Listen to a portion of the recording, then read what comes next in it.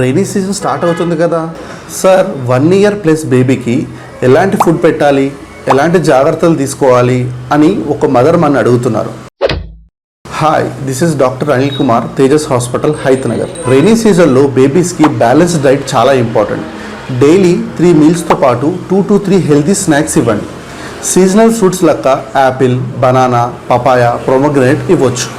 వెజిటేబుల్స్లో carrot, beetroots, ఆకుకూరలు, green leaf vegetables లెక్క ఇవ్వండి.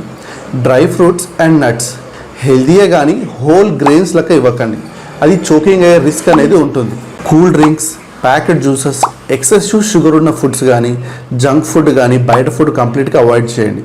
ఎందుకంటే ఫ్లైస్ కానీ, మస్కిటోస్ కానీ ఈ వర్షాకాలంలో ఎక్కువ ఉండే ఛాన్సెస్ ఉంటాయి. మస్కిటో బైట్స్ నుండి ప్రొటెక్ట్ చేయడానికి ఫుల్ స్లీవ్ క్లాత్ వేయండి.